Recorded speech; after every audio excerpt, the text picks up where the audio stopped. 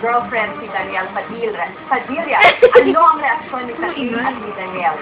Ang sagot ni na Catherine at Daniel, Yeah. agad-agad.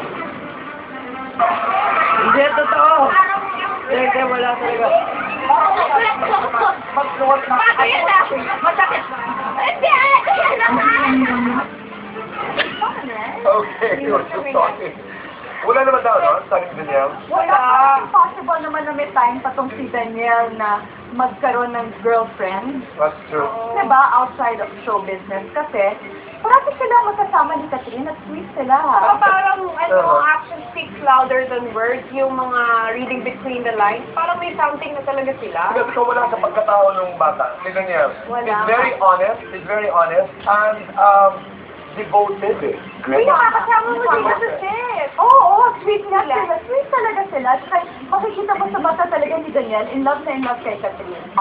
Si Catherine, Oh, ganun nagre-reciprocate. Ganun sakto, oo. Lagi magkasama. nagtitwinkle-twinkle ang eyes. Nagkwento yung eyes, diba doon mo malalaman kahit sabihin nila, Hi, the joys of being young. oo. Diba? Sarap. Oo. We're happy for them kasi they're the hottest love team of this generation. And we're looking forward kasi magkaka-project Right. Kaka-teleseries sila. At hindi lang yan, can you imagine, ang haba pa ng buhay, ang haba pa ng lalakbayin ni Daniel at ni Catherine. And we Yes. are excited. for the journey of their love team. And their love life. Not true. True. On and off campus. On and off?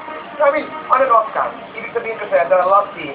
Pero ito yung classic na naman, di ba? Hindi sila magsinginan. Di ba makikita mo dyan?